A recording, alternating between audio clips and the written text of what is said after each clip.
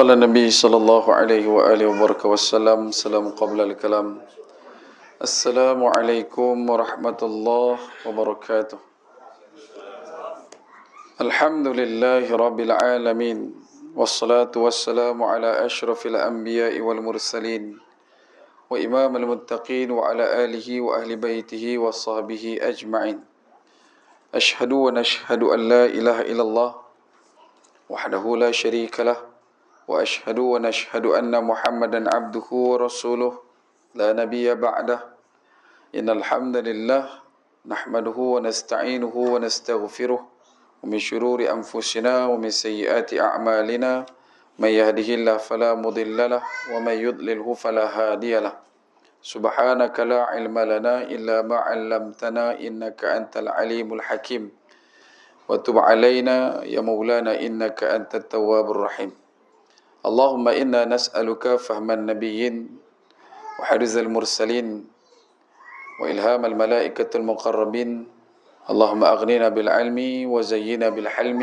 وأكرمنا بالتقوى وجملنا بالعافية نويت التعلم بالتعليم وتذكر بالتذكير ونفع والانتفاع والإفادة والاستفادة والحث على التمسك بالكتاب الله وسنة رسوله ودعاء إلى الهدى ودلالة على الخير ابتغاء وجه الله وقربه ومرضاته وثوابه لله تعالى قال الله تعالى في الكتاب العزيز بعد أعوذ بالله من الشيطان الرجيم رب اشرح لي صدري ويسر لي أمري واحلل عقدة من لساني يفقهوا قولي رب اجعلني مقيم الصلاة ومن ذريتي ربنا وتقبل دعاء أما بعد Alhamdulillah, pertama-tamanya dan selama-lamanya kita rafakkan syukur kehadrat Allah Subhanahu wa taala dengan faham, sedar, segar bahawasanya Allah jualah yang menciptakan langit dan bumi serta apa yang ada di antara keduanya dengan kekuasaan mutlak milik Allah dan ketunggalan Allah Subhanahu wa taala.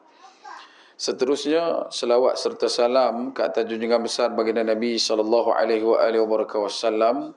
Manusia menjadi asbab musabab paling utama dan mulia sehingga kita diberikan kebaikan, dihimpunkan dalam ketaatan, diberikan pinjaman iman dan Islam sampai ke malam ini.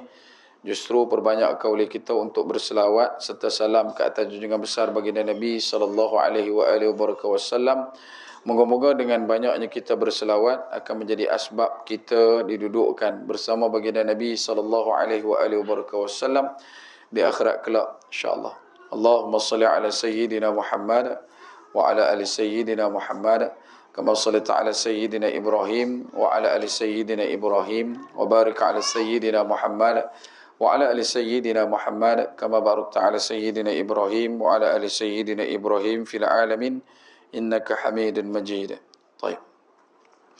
Tuan-tuan dan hadirin muslimin mukminin rahimakumullah sekalian, insya-Allah pada malam ni kita akan sambung perkongsian kita daripada kitab Maza Ya'ni Intima' ilal Islam, apa artinya saya mengenal Islam, daripada Fadilatul Syekh Fathiyakan, di tajuk yang ke-6 daripada tajuk besar berkenaan dengan sifat seorang Muslim. Dalam pertemuan terakhir yang kita sempat kongsikan dengan tuan-tuan last bulan 9, bulan 10 kita forum malam tu, dan bulan 11 mengundi. Bulan 11 mengundi. Lepas itu ni bulan ni lah. Bulan ni kita masuk tajuk ke-6 muka surat 70 pada tajuk sifat seorang Muslim yang ke-6, iaitu bersifat benar dan jujur. Kata Fadilatul Syekh Fathiyakan, seseorang Islam itu hendaklah, maksudnya wajiblah bersifat benar, tidak berdusta, mengatakan sesuatu yang hak sekalipun terhadap dirinya, dengan tidak merasa takut kepada celaan manusia demi kepatuhan kepada Allah. Sifat dusta adalah sifat yang paling jahat dan hina. Di samping itu, sifat ini adalah menjadi pintu masuk kepada ranjau-ranjau syaitan. Memelihara diri dari sifat dusta akan memberikan kepada jiwa seseorang itu suatu ketahanan dan benteng daripada was-was syaitan dan lontaran-lontarannya, sehingga dengan itu jiwa seseorang akan tetap dalam keadaan bersih dan tinggi. Sifat dusta akan meruntuhkan jiwa dan membawa kehinaan kepada pribadi manusia. Oleh itu, Islam telah mengharamkan sifat dusta dan menganggapnya sebagai salah satu penyakit dari penyakit-penyakit yang dilaknat. Dalam hubungan ini Rasulullah sallallahu alaihi wasallam dalam satu hadis diriwayatkan oleh Imam Bukhari dan juga Muslim, "Inna sidqa yahdi ilal birri wa innal birra yahdi ilal jannah wa innar rajul la yasduqu hatta yaktuba 'indallahi as-siddiqan wa innal kadhiba yahdi ilal fujur wa innal fujur yahdi ilan nar wa innar rajul la yukadzibu hatta yuktaba 'indallahi kadzdzaba." Kata Nabi sallallahu alaihi wasallam, sesungguhnya sifat benar membawa kepada kebaikan, albir, dan kebaikan itu membawa kepada syurga, dan seseorang itu akan terus bersifat benar sehinggalah kedudukan benar yang dibawa dan dijaganya sentiasa berusaha untuk bersifat benar itu, sehingga menyebabkan di sisi Allah dia ditulis sebagai orang yang bersifat benar. Sesungguhnya dusta itu pula, kata Nabi SAW, yahdi ilal fujur, memberi petunjuk, membawa seseorang manusia, mencondongkan manusia, melorongkan manusia, mencenderungkan manusia ke arah kejahatan, fujur. Dan kejahatan itu pula, wa innal fujur yahdi ilan nar, kejahatan pastinya membawa manusia ke neraka. Dan seseorang itu akan terus berdusta, mengulang-ulang pendustaan, sehinggalah beliau ditulis di sisi Allah sebagai seorang yang kazzaban, iaitu seorang yang pendusta. Wal-'iyadzubillah. Tajuk keenam ni adalah perkara berkaitan dengan as-sidqu, iaitu kebenaran. Perlu juga untuk diambil ingat, salah satu yang disebutkan sebagai sifat Nabi yang wajib, ada 4 perkara. Dia akan mula dengan siddiq. Siddiq ni benda yang besar. Kalau kita ni orang Islam, kalau tak malu dekat mana-mana benda, tolonglah malu kalau kita ni tak ada sifat siddiq. Sebab sifat benar ni adalah satu benda yang mendekatkan kita kepada Allah. Allah suka kepada orang yang bercakap benar. Allah Ta'ala suka kepada orang yang memberikan nasihat yang benar. Pernah satu ketika Abu Sufyan bin Harb, dia bawa barang dagangan daripada Mekah selepas perjanjian Hudaibiyah. Benda ni berlaku kurang lebih 6 Hijrah. Lepas pada perang Badar, kemudian tahun ketiga perang Uhud, sampailah kepada perang Khandaq, sampailah pada perjanjian Hudaibiyah. Abu Sufyan pada masa ini tak Islam, dan dia ada kaitan dengan keturunan Nabi SAW yang taklah dekat, tetapi ada susur galur keturunan itu menyinggah ke keturunan Nabi SAW. Selepas perjanjian Hudaibiyah dimeterai, waktu tu orang Mekah boleh dah lalu ke Madinah tanpa perlu disekat oleh orang Islam Madinah. Kalau tengok pada perang Badar, ya. Tengok pada perang Uhud, ya. Dalam banyak operasi Bahrain, antaranya operasi Zaid bin Harithah, sepanjang waktu antara kemuncak daripada perang Badar nak pergi ke perang Uhud, asal saja ada orang kafir Quraisy yang melintas di kawasan sekitar Madinah, maka orang Islam Madinah akan tahan. Kenapa? Sebab barang yang mereka bawa tu adalah barang umat Islam. Masa mereka keluar daripada Madinah, keluar daripada Mekah, sahabat-sahabat Nabi keluar daripada Mekah, Abdurrahman bin Auf tinggal semua harta. Begitu juga dengan Suhaib bin Sinan Ar-Rumi yang kita sebut itu. Seorang sahabat Nabi yang digelar dengan panggil nama Suhaib Ar-Rumi. Dia kena tinggal harta dah. Dan semua tak ambil harta tu. Mereka tinggal harta di Mekah dan mereka terus perjalanan mai ke Madinah semata-mata nak jumpa dengan Nabi. Ummu Salamah dan juga Abu Salamah bersama dengan anak mereka yang kecil pun sama juga, terpaksa meninggalkan segala apa yang ada di Mekah semata-mata untuk pergi kepada Nabi di Madinah. Jadi bila dah semua umat Islam berkumpul di Madinah, kemudian ada orang kafir Quraisy yang orang kata apa, juah barang orang hang ambil, hang tahan, lepas tu barang tu hang nak pergi jual. Boleh faham? Ambil motor wai suku, bawa pelari, lepas tu jual, lalu nak pergi jual tu lalu depan kita. Takkan nak biar? Boleh faham tak? Sebab ada orang kata, oh, orang Islam ni kasar, tapi tahan orang suka-suka tak? Yang tahan orang suka-suka tu tuk menekan hang. Tak, ni cerita pasal Nabi dengan para sahabat, mereka nak ambil balik harta mereka. Dan bila benda tu berlaku menyebabkan orang kafir Quraisy sampai trauma. Sebab mereka pergi, akhirnya berlaku perang Badar, kalah mereka, menerak. Kemudian berlaku perang Uhud, berlakulah kemenangan di pihak kafir Quraisy. Kemudian berlaku pula perang yang lain, mereka berhadapan dengan kekalahan demi kekalahan. Dan akhirnya mereka jadi trauma nak bawa barang untuk berdagang. Dan tempat yang mereka boleh berdagang cuma ke selatan, Yaman. Bila pergi ke Yaman, dia punya progres untuk peningkatan kaedah dagangan, barang dagangan tu tak meningkat sebab dia min dua hala saja. Dia tak min dia min Mekah, Yaman, Yaman Mekah, Mekah Yaman, Yaman Mekah. Dan nak dapatkan segala penternakan, nak dapatkan segala buah-buahan yang ada di kawasan lebih utara menuju ke kawasan yang sekitar Madinah, Syam, tak ada. Sebab mereka tak boleh nak lalu. Maka benda ni merumitkan keadaan orang kafir Quraisy, sehinggalah berlakunya perjanjian Hudaibiyah pada tahun ke-6 Hijrah. Bila berlakunya perjanjian Hudaibiyah, maka orang kafir Quraisy diberikan kelonggaran. Dulu PKPD lah dah jadi PKP sajalah. Mungkin PKPB bersyarat. Mereka mereka boleh melalui kawasan Madinah untuk pergi ke Syam. Dalam waktu yang sama, ketika Abu Sufyan disebutkan dari riwayat, antara yang disebut oleh Ibn Sa'd, waktu tu, selepas berlakunya perjanjian Hudaibiyah, kami ni, Abu Sufyan bersama dengan 30 orang, bawa barang dagangan. Yang barang dagangan tu adalah harta milik orang kafir Quraisy yang ada. Dan tak ada satu pun barang yang tersisa. Sebab mereka dah tak berniaga banyak tahun. Jadi kira terpaksa all out. Barang mana yang ada, yang tu lah mereka bawa untuk dijual. Dan setiap orang di Madinah berusaha, setiap orang di Mekah berusaha untuk bagi barang dekat Abu Sufyan. Dan 30 orang ahli kafilah dia untuk bawa barang dagangan.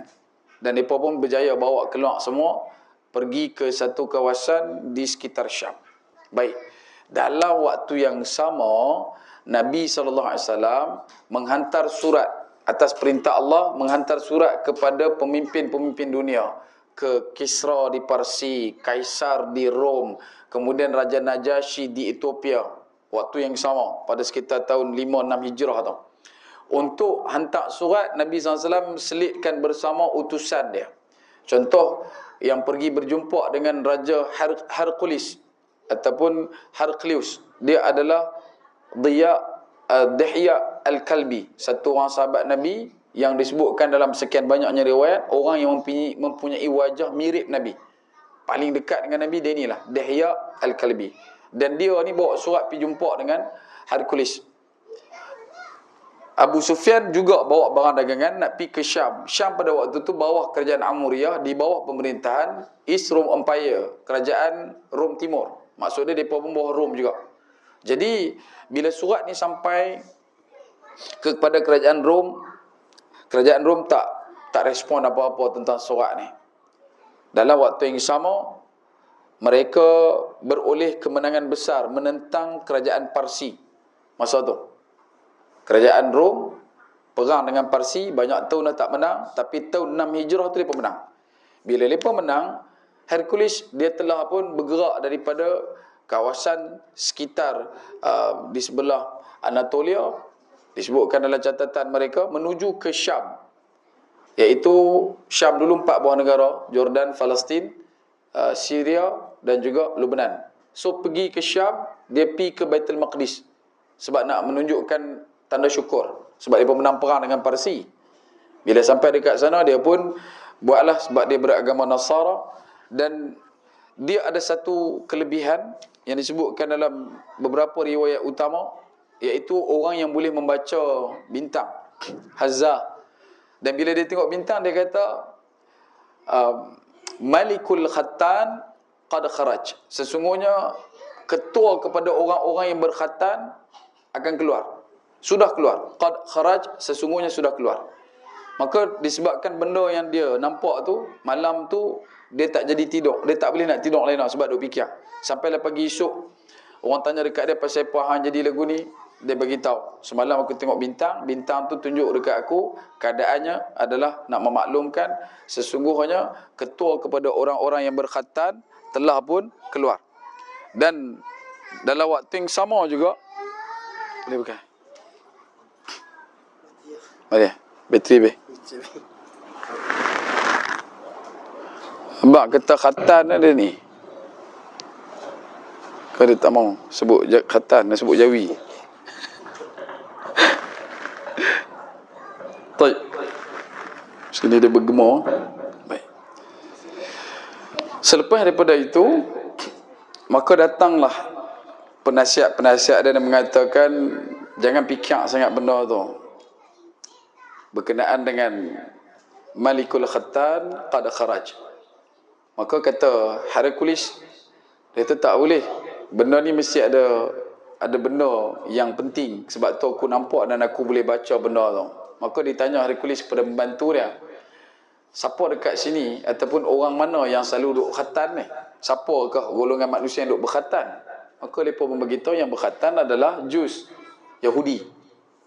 Jadi kalau kau tak mau pening, tangkap semua Yahudi, bunuh.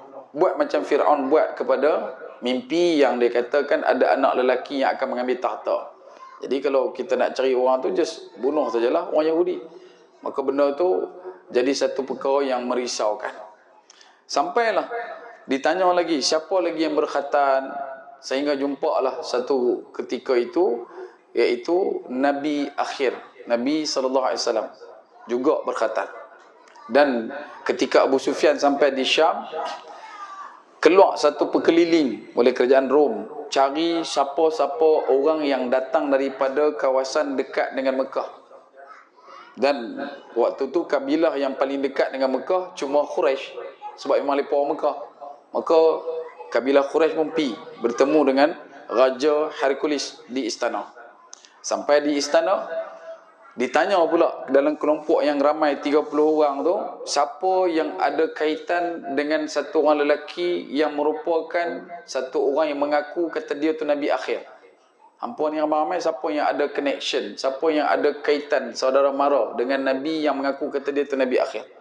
Maka semua orang tunjuk Abu Sufyan lah. Jadi minta Abu Sufyan mai ke depan, yang lain kena duduk belakang. Dan bagi isyarat pula kat belakang. Aku akan tanya dia soalan. Kalau dia jawab merapu, hampa belakang tunjuk dia ni merapu. Tapi kalau dia jawab betul, hampa kata betul. Maka ditanya satu demi satu. Dan akhirnya sampai pada satu perkataan. Ditanya kepada Abu Sufyan, apakah yang diseru oleh Nabi akhir ini? Maka dia kata, dia menyuruh kami supaya mentauhidkan Allah, jangan mensyirikkan dia. Dia juga menyuruh kami untuk mendirikan salat. Dia suruh kami untuk mengeluarkan zakat. Dia juga menyuruh kami supaya sentiasa bercakap benar. Dan kata Raja Hercules, benar. Sebab Nabi akhir yang disebutkan dalam kitab-kitab terdahulu, kitab Injil dan Taurat, juga menyatakan Nabi last dia akan tegur pasal benda ni. Dia akan cerita pasal as-sidqu, cerita pasal benar. Dan benar ni adalah satu benda yang bukan balasannya dunia. Benar, bersifat dan bersikap benar, balasan dia akhirat. Tuan-tuan duduk atas dunia, tuan-tuan cakap benda benar, tapi tuan-tuan tak dapat kebaikan dunia, maka itu adalah satu benda yang normal.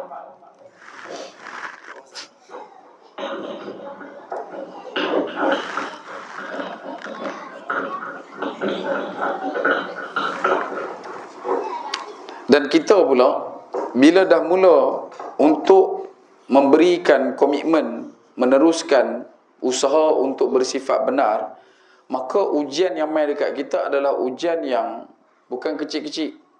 Susah nak cakap benda betul ni. Tambah-tambah depan orang yang kita sayang. Bini masak masin, dia tanya sedap tak bang? Berani hang jawab masin.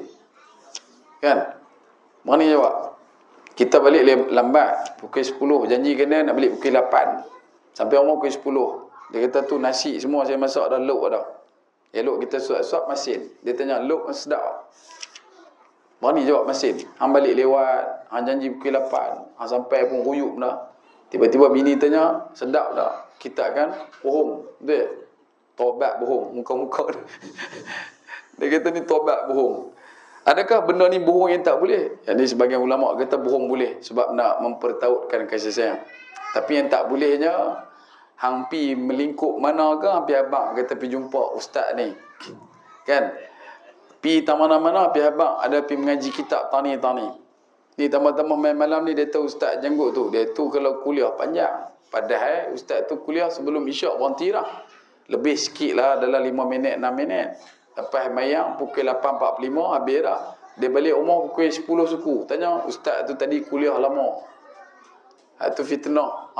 Bahaya. Sebab tu nak jaga dan nak jadi orang yang benar ni senang. Tapi nak kekal benar susah. Kalau orang kata susah ke nak jadi benar? Tak susah. Kalau nak tahu kita ni betul tak, kita ni benar tak benar, nak abang atau benar senang tak senang, tuan-tuan ambil jarum, tuan-tuan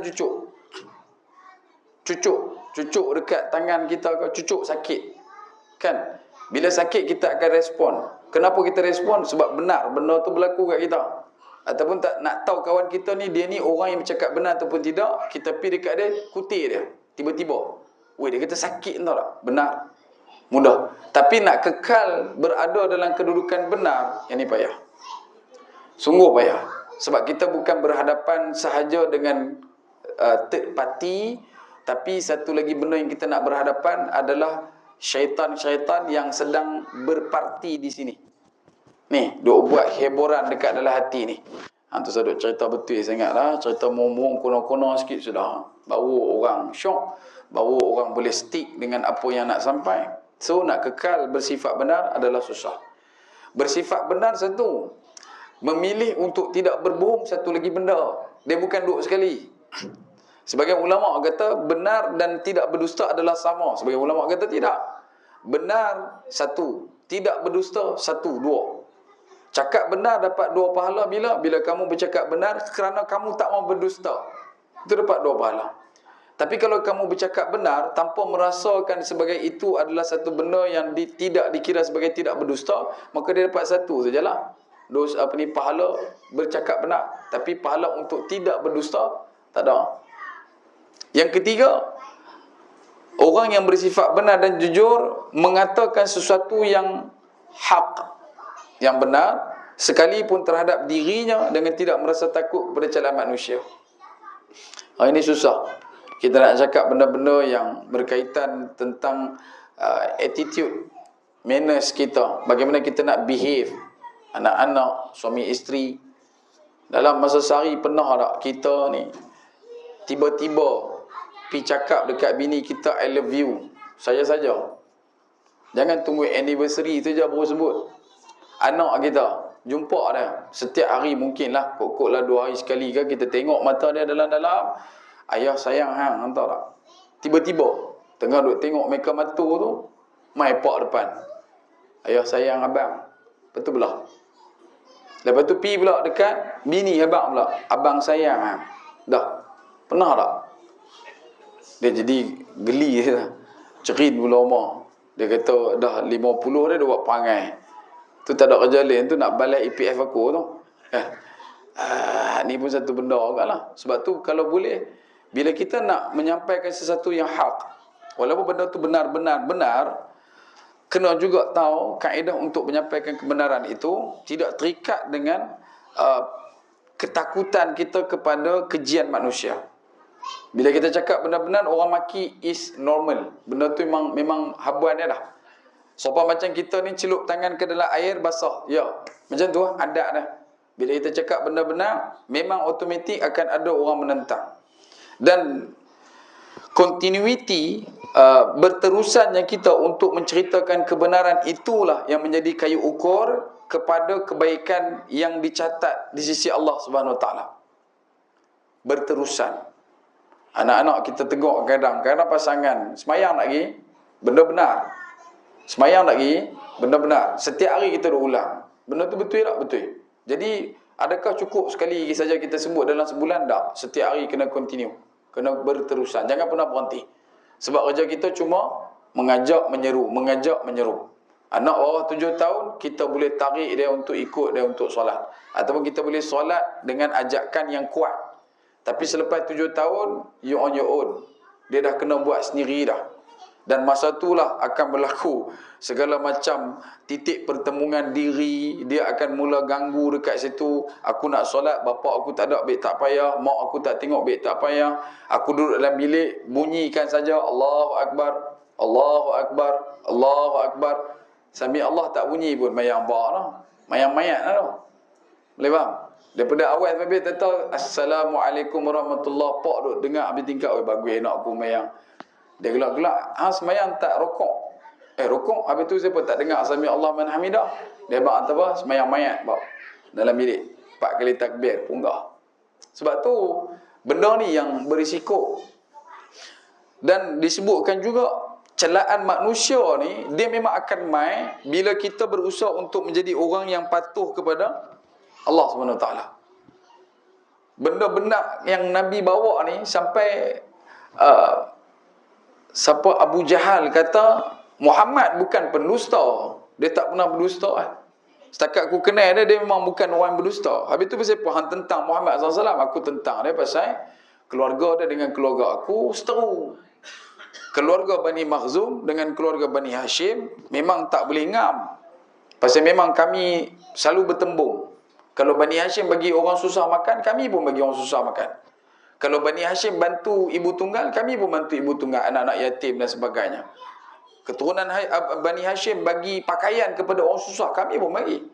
Tetapi masalahnya sekarang, wahai Abu Sufyan, kata Abu Jahal pada Abu Sufyan dan Akhna bin Syuraiq, adalah keturunan Bani Hashim sekarang ni, ada satu orang lelaki daripada kalangan mereka mengaku Nabi.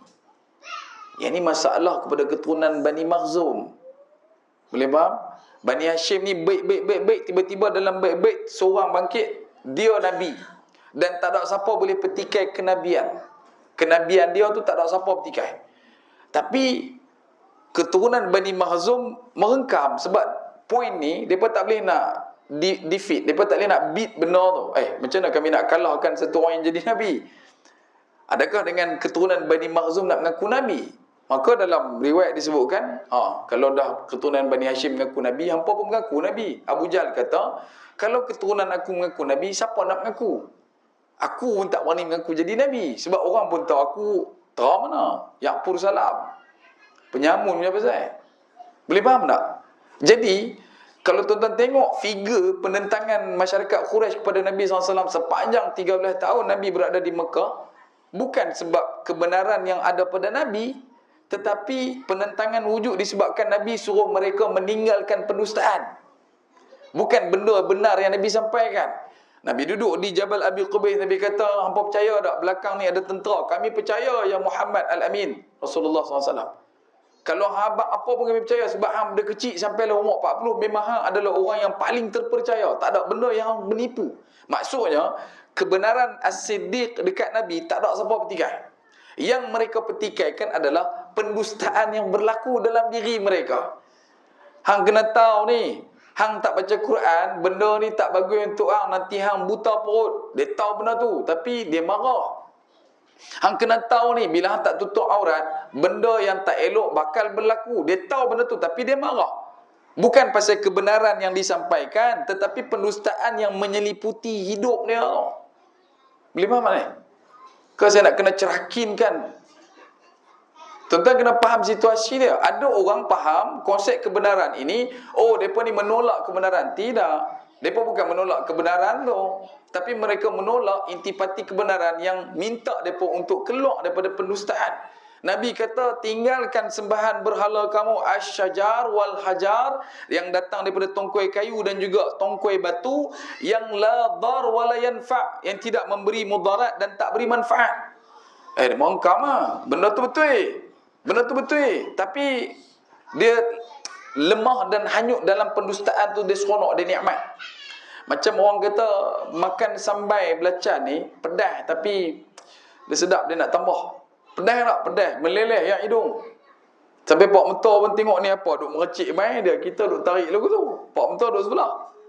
Dia kata ayat apa ni? Ayat hidung menantu. Punya sedap tapi pedas. Sedap tapi pedas. Nak berhenti tak boleh sebab hanyut. Dan ini yang dikatakan dosa, kata sebagian ulama. Dan sebab itu juga sifat dusta adalah sifat yang paling jahat, kata Fadilatul Syekh Fatih kan. Paling jahat. Kita seronok untuk duduk dalam dusta, kerana dusta ni tadi dia akan membuka dusta-dusta yang baru. Confirm, yang tu benda confirm, kata Nabi. Kamu buat dusta sekali, dusta ni dia akan beranak automatik. Belum kamu fikir lagi dia dah beranak dah. Kita tipu satu benda, daripada penipuan tu tadi dia akan munculkan ribuan penipuan yang lain. Dan nak menutup balik penipuan tu tadi, kata ulama, umpama kamu mencabut bulu pada seekor ayam di tengah jalan, dan kemudian kamu berpatah balik nak cari satu-satu, tak boleh buat apa dah. Yang bolehnya pada orang yang tu lah, berdusta dengan si A menyampaikan pada B menyampaikan kepada C, dan D menyampaikan kepada F, G, K, semua dah tahu. Yang kita minta maaf pada B itu sajalah, yang sempat pun. Yang lain kita tak ada nak backup, kita tak ada nak catch up balik. Sebab benda ni dah spread out. Sebab tu penting. Tambah-tambah pula kita pada hari ini seronok. Ambil muka orang kerat, baru tulis bawah tu. Jangan lupa malam ni malam Jumaat. Aci mana ke dia bubuh? Dengan pakai baju sari lah apalah, duk tulis bawah. Ataupun duk pihak bab berkenaan dengan macam-macam, bab-bab politiknya, bab-bab artis dan sebagainya, tiba-tiba bubuh perkataan dekat bawah nak buat stiker. No. Ini adalah satu benda yang terlibat kuat dengan pendustaan. Bahkan kita nak kena tahu, kalau satu perkataan tu tak diucapkan oleh seseorang manusia, tapi kita mengatakan dia mengucapkan benda tu, maka kita bersaksi atas setiap benda yang diucapkan itu dalam keadaan dia tak ada kena-mengena dengan apa yang kita ucapkan. Ini bahaya. Sebab tu bila sebut kata dusta, ia adalah sifat yang paling jahat, dan dia juga adalah sifat yang paling hina. Kenapa hina? Sebab Allah Ta'ala kata wailul lil mukadzibin wailul lil mutaffifin. Orang yang berdusta dan menipu dalam timbangan adalah golongan manusia yang mendapat kecelakaan dunia, akhirat. Bukan dekat dunia saja dapat, akhirat lagilah dapat. Sebab tu sementara masih lagi ada nafas yang berbekas, masih lagi ada umur yang kita sentiasa diberikan nyawa, maka berusahalah untuk mengelakkan diri pada berdusta yang baru, dan berusaha minta ampun atas dusta-dusta yang lama. Dan disebutkan juga sifat dusta ini adalah satu benda, satu pintu, satu gerbang, satu apa yang disebutkan sebagai punca masuknya segala macam ranjau dan juga was-was syaitan. Keraguan mula muncul bila kita buka pintu, iaitu dengan berdusta. Satu orang yang berdusta. Contoh, ada guru saya pesan, dia kata kalau hang tak mau was-was dalam salat, nombor satu, jangan pernah berdusta pasal solat. Contohnya macam mana, orang tanya, semayang lagi? Mayang? Pada dak. Ambil wuduk lagi? Ambil dah. Pada dak. Nanti benda yang kita dustakan itu, dia akan defect balik ketika mana kita sedang nak melakukan dia. Orang yang pernah berdusta, dan berdustanya itu berkaitan dengan salat. Semayang lagi? Mayang dah, pada tak. Dan dia tak pernah minta ampun atas dosa tu. Nanti bila dia salat, dalam salat dia akan mudah diberikan was-was. Rakaat 3 ke 4 no? 4 ke 3 no? Lagi 16 rakaat mayang maghrib. Melingkup dia dengan pak mentua dia sekali. Pak mentua duduk belakang kan. Dia duduk fikir habis tak habis. Hatu tak masuk lagi dengan kuliah tak jumpa jalan keluar. Saya tak wani nak sebut, saya kena dah itu. Duk cerita kitab ni lah juga, tajuk ni lah juga. Abang kata baca kuliah tak jumpa jalan keluar. Bila jadi imam main isyak, tak tahu boleh baca surah kuliah. Saya pula tak jumpa jalan keluar. Hak belakang pula bunyi lakum dinukum taramai ke. Butare kita kena. Sebab tu tak wani. Sebab tu kalau kita pernah berdusta dalam bab wuduk, nanti bila kita berwuduk, kita pula sendiri yang akan rasa was-was berwuduk tu. Kena tak kena, sampai tak sampai, jelas tak jelas. Dan benda ni datangnya daripada lidah kita yang suka mengambil jalan kononnya mudah untuk berdusta. Dan dusta juga adalah satu perkara yang membuka ruang lontaran-lontaran syaitan, sehingga dengan jiwa seseorang itu akan berada dalam keadaan yang mudah untuk mendapat godaan, sangat mudah untuk digoda oleh syaitan. Ini yang disebut oleh Fadilatul Syekh Fatih kan. Orang yang suka berdusta, dia adalah orang yang mempunyai hati yang lemah. Hati yang lemah ni dikira bila mana hatinya banyak tak ingat Tuhan, tapi banyak ingat pada dunia. So bila dia banyak ingat pada dunia, hasil yang dia dapat, gaji yang dia dapat, rezeki yang dia dapat pada asasnya nak digunakan ke arah kebaikan. Sepanjang waktu dia nak menyampaikan duit tu tadi untuk sedekah, derma ke apa ke, macam-macam yang akan meruntun jiwa dia. Tengah-tengah dah nak bubuh dah duit ni, nak bank in dalam Maybank to you dah apalah, tak tahu cing Shopee dia keluar main dalam notify, oi 87,000% kan. Kalau kita hang beli ikut ni, dapat coin duk ada 40,000, potongan harga daripada 400 tinggal RM26. Tadi nak sedekah 50, tak payah, bagi RM24 sudah, 26 beli menetang ni. Nampak? Pasal kita dah mula lemah hati. Bila jadi gitu lemah. Orang yang benar, dan dia adalah orang yang firm, yang memang betul-betul orang kata apa, mengkebalkan diri dia daripada bala tentera syaitan ini, adalah orang bila buat kebaikan tanpa menoleh, teruskan dulu kebaikan, lepas tu baru fikir apa nak buat selepas pada tu. Walaupun nampak macam rugi dah, tapi tetap juga kebaikan diteruskan. Sebab yang dia nak adalah setiap bulat tekad yang telah pun dimaklumkan itu dapat diselesaikan. Dia kata dia nak sedekah 50 lah. Hantu saya duk kata apa? Dan benda ni kena lawan. Dia tak boleh kita duk buat lembik tengkuk dengan benda-benda yang dikatakan sebagai dusta. Memelihara diri daripada dusta akan memberikan kepada jiwa seseorang itu satu ketahanan. Orang yang berusaha untuk bercakap benar. Ada seorang yang bila dia hidup, Nabi pesan dekat dia, jangan menipu. Sampai dia tension. Mulut dia ni rasa macam nak menipu kan. Tapi sebab Nabi pesan dia jangan menipu, maka dia kekal untuk tidak menipu. Dan pentingnya untuk kita memahami konsep jangan menipu ni, menipu boleh menjahanamkan banyak benda, bahkan sehingga boleh menyebabkan kehilangan nyawa. Tentang menipu dalam bab pembinaan bangunan, asasnya adalah dibina pada kerangka rasuah sebagai contoh. Dan dekat situ boleh menipu, boleh berlaku keruntuhan. Begitu juga dengan sistem wiring dan sebagainya. Jaga, tuan-tuan janganlah duk buat lebih kurang dengan benda-benda tu berkaitan dengan nyawa. Even benda tu adalah benda yang bukan yang kita sebutkan sebagai perkara berat. Cukup dekat benda-benda kecil sudah.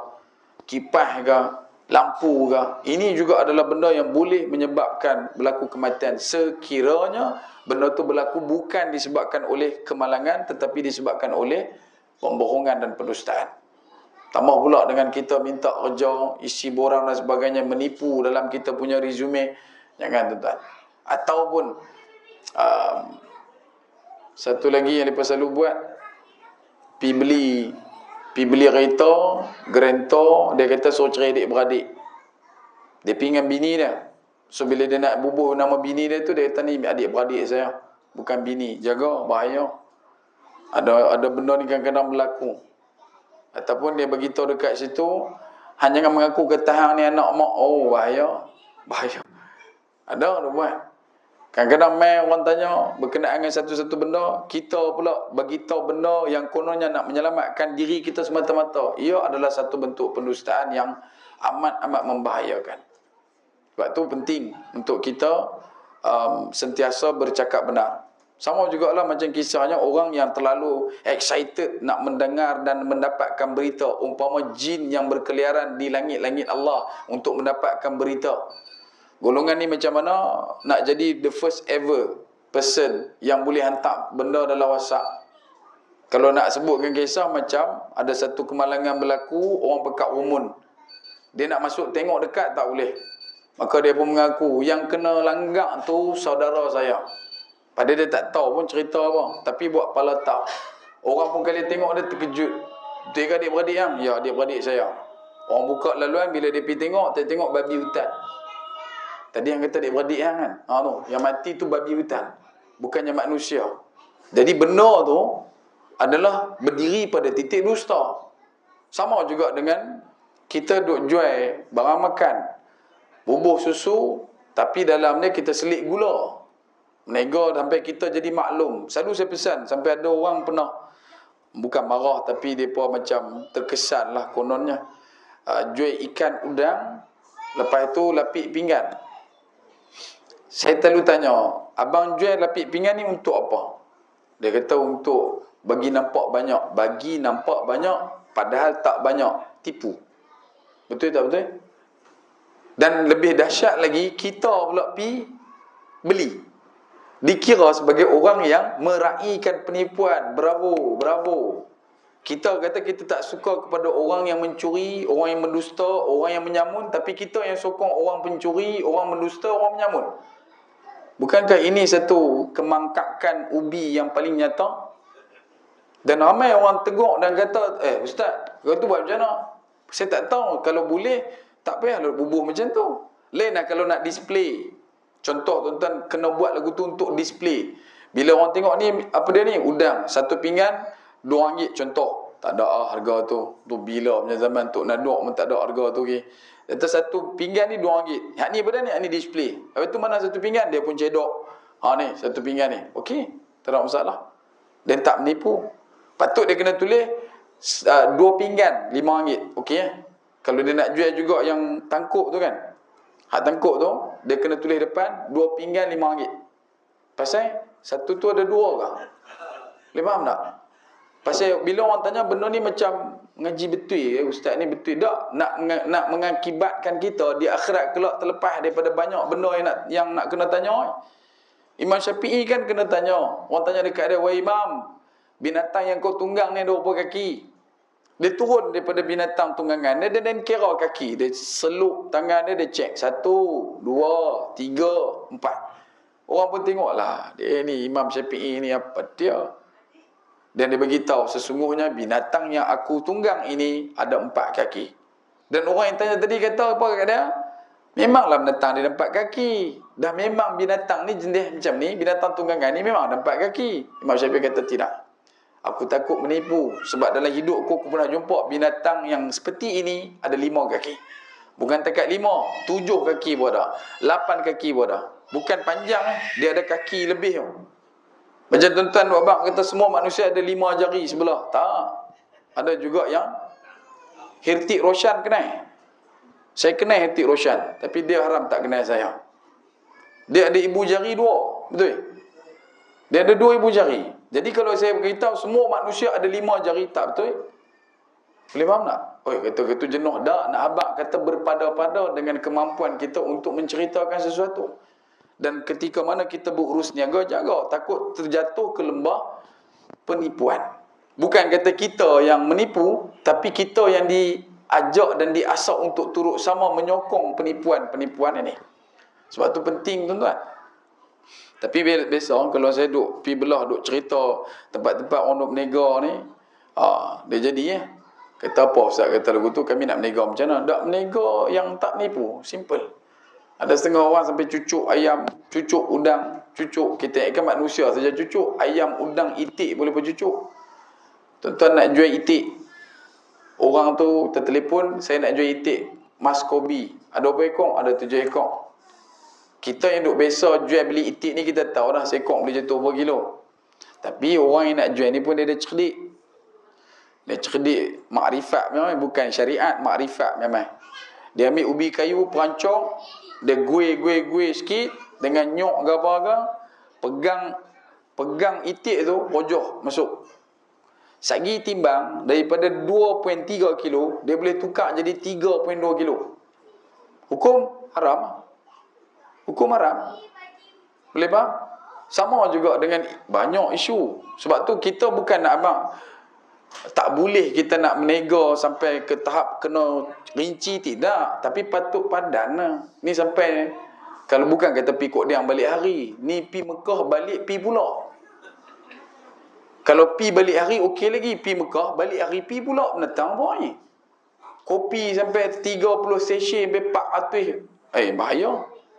Banyak benda lah. Sebab tu dusta, dia bukan takat meruntuhkan satu individu, tetapi berkemampuan untuk meruntuhkan seluruh tamadun bangsa.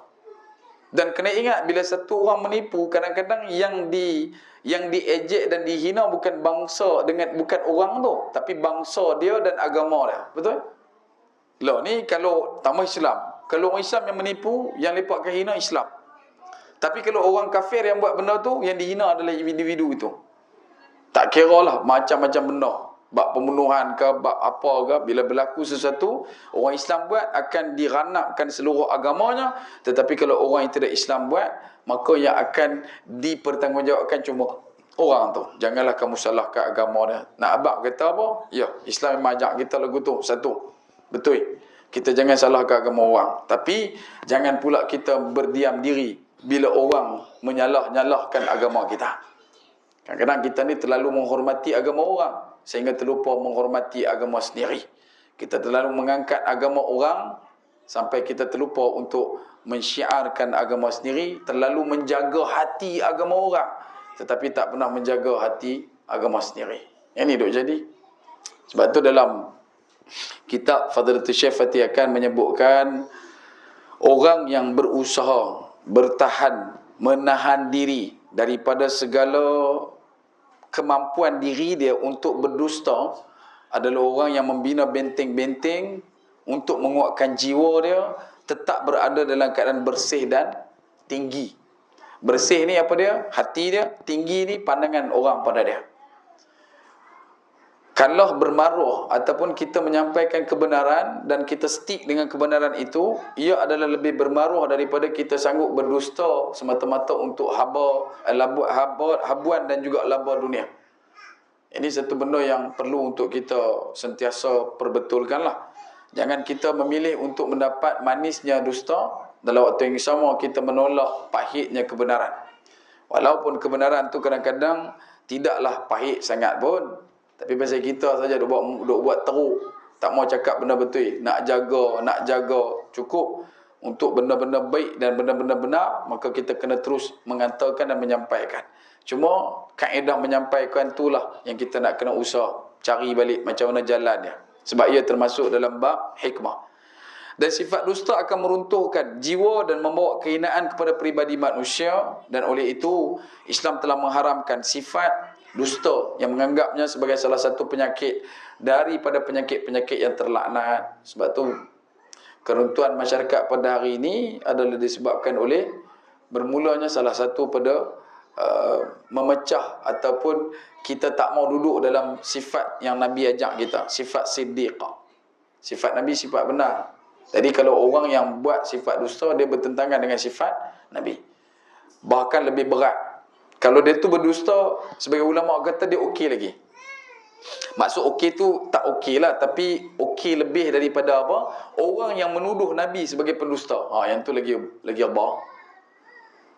Orang yang menuduh Nabi sebagai orang yang berdusta, maka dia adalah lebih hina daripada orang yang berdusta dalam keadaan benda yang dia tahu benda tu tak boleh berdusta, tapi dia berdusta. Orang tanya semayang, tak pergi? Tak semayang lagi. Patut jawab lagu tu. Tapi bila tanya semayang nak pergi? Semayang dah. Dusta kan? Dusta. Tapi yang lebih dustanya apa dia? Bila dia kata Nabi pun tak suruh sangat semayang-semayang ni. Ni mau dapat starlight, guna tapak kaki. Jangan duk starlight pakai jari tangan. Mau dapat tarik telinga bang, bubuh dalam kolah bang. Dia boleh sebut benda yang Nabi suruh buat sebagai satu benda yang Nabi tak suruh buat. Ini bahaya. Sebab tu bila sebut berkenaan dengan dusta, dia boleh jadi penyakit terlaknat. Ada orang yang menyangkakan dusta ni adalah satu dusta yang biasa-biasa sebab dia dah terbiasa dengan pendustaan. Hidup dia setiap hari adalah mencari dan memikirkan bagaimana nak membuka lubang-lubang dusta, supaya orang tak lagi bertanya berat kepadanya, tetapi kaki-kaki orang tu tadi terlekat dalam lubang dusta yang dia buat. Boleh faham tak? Bila kita nak cerita ke orang bertanya kita, kita nak matikan point tu. So kita bohong. Bila bohong, orang tu akan duduk dalam lubang tu, duk faham, patutlah dia tak main, patutlah dia macam ni, patutlah macam tu, dan kita biar dah. And then bila orang lain pula main, kita pun akan kata lubang yang sama. Dia tu pun akan masuk, macam tu, macam ni, macam tu, macam ni. Tapi benda tu tak jadi, jaga. Sakit, abang kata tak sakit pun bahaya. Tak sakit, mengaku sakit pun bahaya. Sebab satu hari nanti, takut sakit tu main. Boleh faham? Kalau kata kita abang, selalu orang tanya, mak tanya, ada duit tak orang? Mak nak guna sikit 200. Saya tak ada duit mak. Jangan. Kalau boleh dengan mak bapak ni, macam mana nak bang? Bahaya juga. Saya lepas rebah balik. Nak abang kata all out lah. Jangan abang kata duit tak ada. Abang, mak doa bagi saya ada duit, nanti saya bagi kat mak. Yang tu lebih baik lah. Daripada kita bohong kata duit tak ada. Boleh faham tak? Abang hati mak kita ni terentak. Cepat terentak. Dia ikut level umur. Kita umur 3 tahun, mak kita umur 30. Kita umur 30 tahun, mak kita dah umur dekat 60. Boleh faham? So dia punya nilai volume sensitivity dia tu agak tinggi. Dia mudah terasa. Jadi kalau nak berkat senang saja. Bila mak kita, ayah kita minta kita duit dan sebagainya, mak doakan bagi saya ada duit banyak, nanti saya bagi kat mak. Minta macam tu, insya-Allah. Insya-Allah dapat. Dan satu lagi, bila sebut kata bersifat benar dan jujur, yang kita nak kena elak, kalau kita berhutang, ada duit tolong bayar. Jangan menipu kata duit tak ada. Nanti betul-betul duit tak ada. Pada muka hang. Kan? Pada muka hang dengan muka orang yang hang berhutang tu lah. Dia tu dah lah duk menunggu, melengung, tunggu hang bayar hutang. Lepas tu hang pula duk menipu sampai ke sudah lah. Sebab tu, bila sebut berkenaan perkara ini, Nabi SAW telah pun bersabda, Inna sidqa yahdi ilal bir. Al-bir ni ada banyak maksud lah. Ada disebut kata bir ni adalah kebaikan. Bir ni adalah satu benda yang menuju kepada kesenangan. Orang yang benar, dia tenang. Dia tak ada fikir apa. Aku pergi tipu apa tu tadi. Tak. Dia tak jadi lagu tu. Kan? Kita kalau cakap benda benar ni, kita balik asal tenang jiwa. Tenang, ribut jiwa. Kan? Tak ada benda tu. Ribut jiwa tak ada. Dia serabut jiwa tu tak ada. Pasal kita cakap benda betul. Tapi kalau daripada tingkat 1 kita duk karang dusta, terus nak sampai tingkat 4. Lah kali kita pun tak tahu. Aku mohong dia ni apa dia tahu. Aku mohong dia ni apa dia tahu. Dekat kawan ni kita abak sikit perut, dekat kawan ni kita abak sikit mata. Melingkup. Yang ni bahaya. Sebab tu jangan pernah rasa selesa dengan pendustaan yang kita buat. Walaupun sedikit. Dan dusta dan bercakap benar itu membawa pada kebaikan, dan kebaikan akan bawa kita pada syurga. Sebab tu di syurga tak ada orang bohong. Orang di syurga tu tak ada orang yang membohong. Sebab tu bila sebut kata siapa yang ikut 4 sifat Nabi ni wajib atas dia syurga. Dan asbab daripada kita ikut 4 sifat Nabi, siddiq, tabligh, amanah, fatanah ni menyebabkan kita akan dijauhkan daripada sikap dusta. Tambah pula dusta pada diri sendiri. Yang ni pun sukar untuk kita rungkaikan. Misteri Nusantara juga ni. Berbohong pada diri sendiri. Macam mana kita berbohong pada diri sendiri? Dia melembut-lembutkan jiwa dia. Tak ada apa tak mayang lagi, tak apa. Nanti-nanti kita lah kan sibuk. Hang kan sibuk lah. Dia kadang-kadang dia sembang seorang lagu tu. Jadi kalau tuan-tuan duk jumpa ada orang tengah sembang seorang tu, sama ada dia ada 2 peranan ataupun memang dia tengah pujuk diri dia lah. Cuma kalau dia berdusta, dia duk pujuk diri dia untuk tidak melakukan kebenaran, tidak melakukan kebaikan, maka itu akan menyebabkan dia tak boleh mendapat kebaikan di akhirat kelak. Sebab tu jannah sifat nilainya adalah diduduki dan didiami oleh orang yang bercakap benar sahaja. Salah satu orang bercakap benar, kata ulama, bila mana dia mendengar ayat-ayat Allah dibacakan, dia akan menutup dengan kalimah sadaqallahul azim.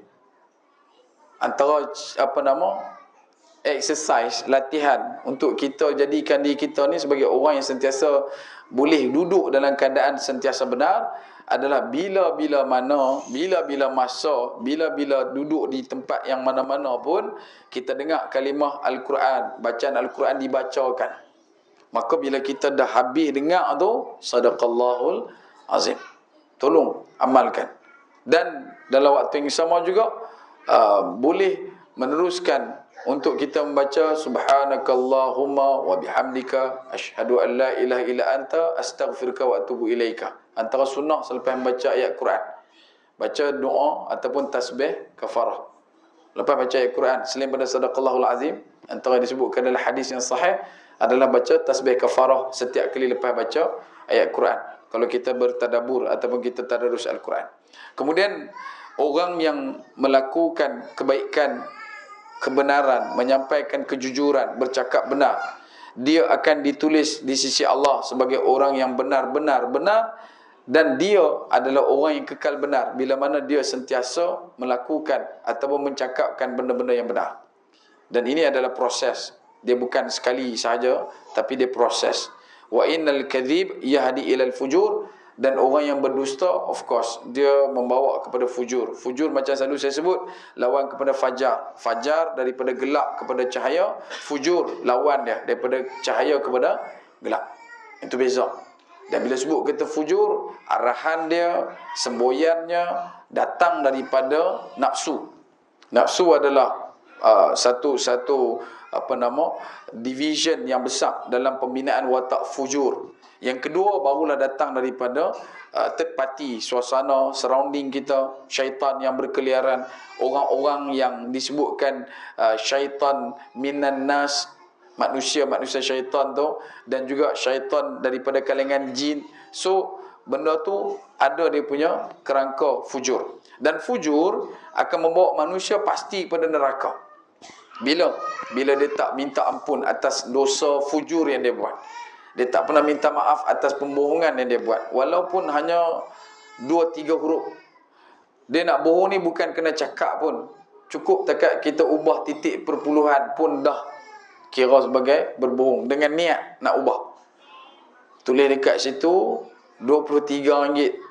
Nak claim, renjak titik tu pergi belakang. 230. Tak tahu claim lepas. Dia gelak tak gelak bunyi. Pasal claim lepas. Ni bahaya. Nah, sebab tu kena berusaha untuk kita tetapkan, minta pada Allah SWT, moga dia tetapkan hati kita dengan kebenaran. Dan kemudian orang yang duduk dalam keadaan sentiasa melakukan kejahatan ini, bila dimasuk ke dalam syurga, sifat dia di dunia macam mana? Dia adalah orang yang sentiasa berdusta sampai Allah Ta'ala titipkan, Allah Ta'ala catitkan, Allah Ta'ala tuliskan di sisi Allah, dia adalah digelar sebagai pendusta. Sebab tu antara lain untuk menjadi orang yang kekal bercakap benar adalah dengan membaca doa, Allahumma arina haqqa warzuqna ittiba'ah wa arinal batilan warzuqna ijtinabah. Ya Allah, tunjukkanlah aku benda yang benar tu sebagai benar. Maksudnya senang untuk kita tahu yang ni benar. Dan tunjukkanlah aku kebenaran atas kebaikan ataupun atas diri aku ni, kebenaran yang kata benda tu benar-benar dusta. Supaya aku boleh tahu yang ni dusta dan aku tak pilih.